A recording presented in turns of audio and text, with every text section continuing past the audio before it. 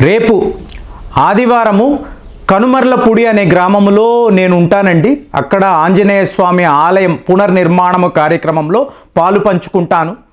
So Guntur, Narasaraopet, Vinukonda ఈ చుట్టుపక్కల ఉండే ప్రాంతాలలో మన వాళ్ళు ఉంటే, అంటే మన ఛానల్ని ఫాలో అయ్యే వాళ్ళు ఉంటే, సో మీరు అక్కడికి రావచ్చు, నన్ను కలవచ్చు, ఎన్నో ముఖ్యమైన విషయాలు మనం అక్కడ మాట్లాడుకోవచ్చు. సో ఇప్పుడు ఒక అద్భుతమైన ఒక విషయం చూడండి. మొన్న పోలాండ్కి సంబంధించిన ఫారిన్ మినిస్టర్ భారత్కి వచ్చారు.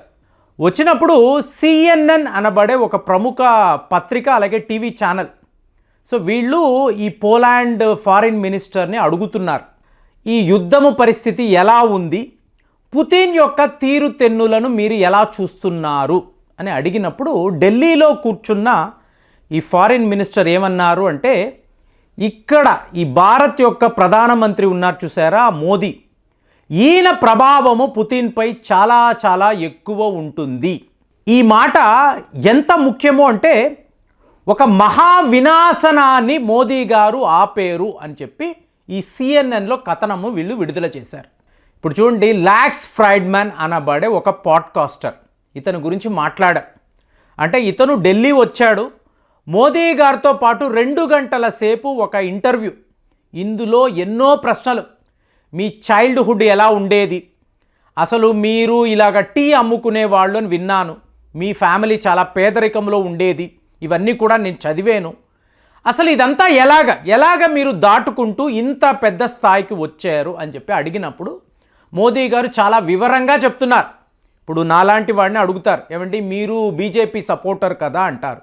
కాదండి, నేను ఏ పొలిటికల్ పార్టీకి సపోర్టర్ని కాను, నేను మోదీ గారిని ఇష్టపడతాను. ఎందుకు? ఒక టీ అమ్ముకునే బాలుడు ఆ దేశానికి ప్రధానమంత్రి అవ్వాలి అంటే ఎలాంటి ఒక ఇన్స్పిరేషనల్ స్టోరీ ఉండాలి. నేను ఒక హార్డ్ వర్కింగ్ పర్సన్ అనుకుంటానండి, చాలా కష్టపడతాను, సో నేను అనుకున్నది సాధించాలి, ఇదన్నీ ఆలోచిస్తూ ఉంటాను. అలాంటప్పుడు మోదీ గారు ఒక ఇన్స్పిరేషన్గా ఉండాలి అని చెప్పి మాట్లాడుతూ ఉంటాను. సో ఇప్పుడు మీకు పోలాండ్ యొక్క ఫారిన్ మినిస్టర్ ఈయన ఏకంగా ఏమంటున్నాడు, మోదీ గారి ప్రభావం పుతిన్ పైన చాలా ఎక్కువ ఉంటుంది. అంటే మరి పుతిన్ అంటే ఒక మామూలు వ్యక్త, పుతిన్ని మామూలుగా చూడొచ్చా అండి? ఇంపాసిబుల్. ఎందుకు ఇలా అంటున్నానంటే చూడండి, అప్పట్లో మీకు జర్మన్ ఛాన్సలర్ మీకు యాంజెలా మెర్కెల్, ఈవిడ పుతిన్ గారిని కలవడానికి రష్యా వచ్చారు. ఆవిడకి కుక్కలు అంటే అసలు ఇష్టం ఉండదు, కానీ పుతిన్ గారికి ముందు జర్మన్ వాళ్ళంటేనే ఇష్టం ఉండదు.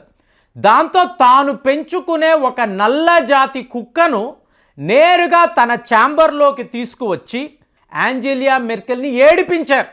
అలాగే ఇమాన్యుయల్ మ్యాక్రోన్, ఈయన పుతిన్ గారిని కలవడానికి వచ్చినప్పుడు, మీరు ఆయన దగ్గర కూర్చోవాలంటే మీ బ్లడ్ టెస్ట్ చేయాలండి, మీకేమైనా కరోనా ఉంటే, ఎవరు ఫ్రాన్స్ యొక్క అధ్యక్షుడు, లేదు కుదరదు, మేము బ్లడ్ శాంపిల్స్ అనేవి ఇవ్వం, అలాగా అయితే మేము కన్వే చేస్తాం.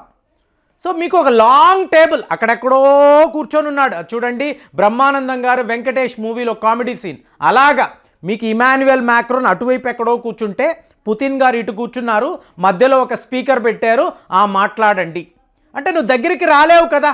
అంటే పుతిన్తో పెట్టుకుంటే ఎలా ఉంటుందో నిన్న కూడా మాట్లాడాం. ఏకంగా డొనాల్డ్ ట్రంప్కే ఇదే జరిగింది. అంటే ఇదంతా ఈయన కావాలనేసే చేస్తాడా అంటే, మీ స్థాయి ఏంటో మీరు తెలుసుకోండి, దానికి మించి ఓవర్ యాక్టింగ్ చెయ్యకండి, మీరేదో ప్రపంచాన్నే ఉద్ధరిస్తున్నాము, ఇవన్నీ నాతో పెట్టుకోకండి అని చెప్పి పుతిన్ చాలా చాలా క్లియర్గా, వీళ్ళందరూ మామూలు వ్యక్తులు కాదండి, కానీ పుతిన్ ముందు వీళ్ళందరూ కూడా చాలా చాలా ఆర్డినరీ లీడర్స్ లాగా మీకు కనిపిస్తారు. అలాంటి వ్యక్తి మోదీ అన్నప్పుడు ఎక్కడ లేని అభిమానం. ఇది ఎందుకు ఇలా చెప్తున్నానంటే, ఇదే పాడ్కాస్టర్ మీకు అడుగుతున్నారు మోదీ గారిని, ఈ రష్యా యుక్రెయిన్ యుద్ధము జరిగింది కదండి, మరి దీన్ని ఆపే ప్రయత్నాలు మీరు చెయ్యగలిగారా? సో అప్పుడు మోదీ గారు మాట్లాడుతున్నారు, ఈ ప్రపంచంలో నాకు ఒక గొప్ప ప్రివిలేజ్ ఉందండి, నేను వ్లాదిమిర్ పుతిన్తో కూర్చొని మాట్లాడగలను, అట్ ది సేమ్ టైం జెలెన్స్కీని డియర్ బ్రదర్ అని సంబోధించి అతనితోనూ మాట్లాడగలను. ఇలాంటి ఒక అవకాశము నాకు మాత్రమే ఆ భగవంతుడు ఇచ్చాడు. ఇది మోదీ గారు ఆ పాడ్కాస్ట్లో చెప్తున్నారు. అలాగే మీకు పుతిన్ గారు ముందు కూర్చొని this is not the era of war, ఇది నాకు తెలిసి ఏ ఒక నాయకుడు కూడా చెప్పలేడండి. అంత ధైర్యము ఎవరికీ ఉండదు. చూడండి, ఒక స్టేజ్లో యుక్రెయిన్ వైపు 50 దేశాలు, వీళ్ళంతా మామూలు దేశాలా అంటే America, UK, France, Italy, Canada, Poland, Germany ఇలాంటి దేశాలు వీళ్ళు యుక్రెయిన్తో కలిసి రష్యాను ఓడించాలి, పుతిన్ని ఓడించాలి. ఇటువైపు ఎవరు ఉన్నారు అంటే ఒక 15 దేశాలు. ఎవరు? ఒక ఈరాన్, నార్త్ కొరియా, చైనా ఇలాంటి దేశాలు. సో ఇప్పుడు మీకు క్రీమియా వద్ద ఒక బ్రిడ్జ్, ఈ బ్రిడ్జ్ని వీళ్ళు కూల్చివేశారు. సో కూల్చివేయడంతో ఇది రష్యాకు చాలా పెద్ద దెబ్బ. ఎంత పెద్ద దెబ్బ అంటే ఇది తీవ్రవాద దాడి అని పుతిన్ గారు ఆ టైంలో మాట్లాడారు. సో ఇదే కరెక్ట్ అయిన సమయం, మన అందరం తీవ్రవాదులము, ఒకేసారి రష్యాను వేసేద్దాము. దాంతో హిమార్స్ లాంటి ఆయుధాలు, స్ట్రైకర్స్, జావెలిన్స్ ఇవన్నీ కూడా రష్యాకు వ్యతిరేకంగా ఇన్ని దేశాలు కుప్పలు తెప్పలుగా తీసుకువెళ్ళి యుక్రెయిన్కి ఇచ్చారు. సో ఒళ్ళు మండిన పుతిన్ ఇలా కాదురా మీకు, నేను ఎంతో ఓర్పుతో సహనముతో నా దగ్గర ఇవ్వబడిన మామూలు ఆయుధాలతోనే యుద్ధము చేస్తున్నాను, ఇది ఒక స్పెషల్ మిలిటరీ ఆపరేషన్, కానీ ఇవాళ అనవసరంగా నన్ను కెలుకుతున్నారు, ఒక పెద్ద యుద్ధం వైపు మీరు తీసుకెళ్తున్నారు, ఇక్కడ జరిగే నష్టము, ఈ మహా వినాశనాన్ని మీరు ఎవరూ ఆపలేరు, అలా జరిగినప్పుడు మీరే బాధ్యులు. సో ఇలా అనుకొని తన వద్ద ఉండే టాక్టికల్ న్యూక్లియర్ వెపన్స్ వీటిని ఈయన బయటికి తీశాడు.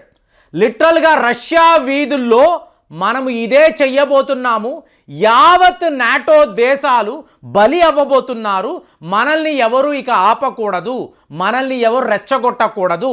లిటరల్గా మాస్కో రోడ్ల మీద రెడ్ స్క్వేర్ వద్ద కూడా రష్యా వాళ్ళ వద్ద ఉండే అతిపెద్ద అణు అస్త్రాలను వాళ్ళ ప్రజలకు చూపించారు. అంటే ఇదే మన స్ట్రెంగ్త్, దీన్ని ఇవాళ మనము మన శత్రువులపై వాడబోతున్నాము అన్నప్పుడు మీకు రష్యా ప్రజలంతా ఎంత ఎమోషనల్గా ఫీల్ అయ్యారు అంటే మీరు ఆ వార్తల్లో చూడొచ్చు. కానీ ఇది ప్రపంచానికే పెనుముప్పు. ఒక్కసారి టాక్టికల్ న్యూక్లియర్ వెపన్స్ను యుక్రెయిన్పై వాళ్ళ మిత్ర దేశాలపైన రష్యా వాడడం మొదలు పెడితే ఎంత డేంజర్ అనేది ప్రపంచానికి తెలియదు, కానీ నరేంద్ర మోదీ గారికి బాగా తెలుసు.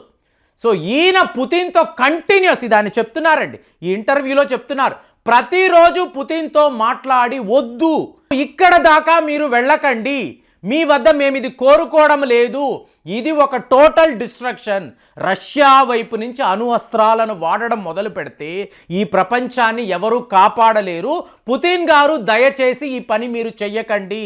ఇలాగ నేను పుతిన్ని ఎన్నో సందర్భాల్లో రిక్వెస్ట్ చేసి ఆ అణు అస్త్రాలను వాడకుండా ఆపగలిగాను మోదీ గారు చెప్తున్నారు.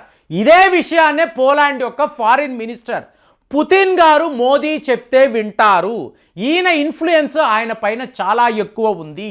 క్లియర్గా ఇంత పెద్ద విషయాన్ని, ఇంత పెద్ద రహస్యాన్ని మీకు పోలాండ్ యొక్క ఫారిన్ మినిస్టర్ చెప్పడము ఇవాళ CNN వార్తాపత్రికలతో సహా ఎంతోమంది అమెరికాలో ఉండే మీడియా అంతా కూడా పెద్ద లెవెల్లో, అంటే మీరు గమనించాల్సిన విషయం ఫ్రెండ్స్, మనము ఒక సాఫ్ట్ పవర్గా మిగిలిపోయామా అంటే మనము హార్డ్ పవర్ కూడా.